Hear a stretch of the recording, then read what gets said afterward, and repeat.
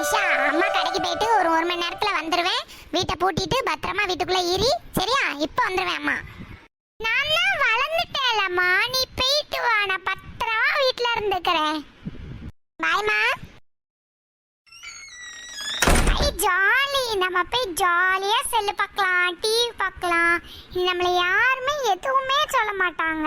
இங்கதான் எங்கேயோ வச்சேனே. இந்தா இருக்குது.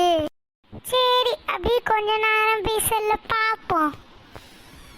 Few minutes later. ஐயோ, செல்லுல சார்ஜ் போயிடுச்சே. சரி, சார்ஜ் போனானே, சார்ஜ் போட்டு நம்ம போய் டிவியை பார்ப்போம். ஐயோ, டிவிலையும் ஒரே போரா இருக்குதே.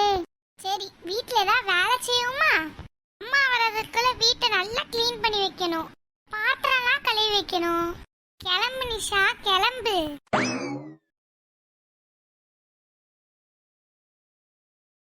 சரி, ஒரு வழியா ஹாலை க்ளீன் பண்ணியாச்சு. இப்ப போய் கிச்சனை க்ளீன் பண்ணணும். அப்பா, எவ்வளோ பாத்திரம் கிடக்குது.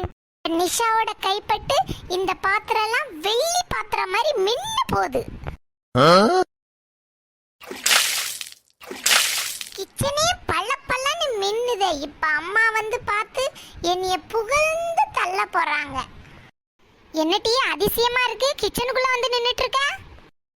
ஏம்மா, அதை விடுமா, முதல்ல கிச்சனை பாருமா, உன் பாத்திரத்தெல்லாம் பாருமா, நான் எவ்வளவு பல பலன்னு கழுவி வச்சிருக்கேன்னு பாருமா. என்னது, பாத்திரம் கழுவுனியா? பாத்திரம் கழுவுற சோப்பு இல்லைன்னு தானே கடையில போய் வாங்கவே நான் போனேன். எதை வச்சு பாத்திரம் கழுவுன? நானும் பார்த்தம்மா, பாத்திரம் விளக்குற இடத்துல சோப்பு இல்ல. நான் நேரா பாத்ரூமுக்கு போய் குளிக்கிற சோப்பை எடுத்துட்டு வந்து கழுவிட்டேன். எந்த சோப்பு வச்சு கழுவுனா என்னம்மா, பாத்திரம் பல பலன்னு ஆனா போதும்.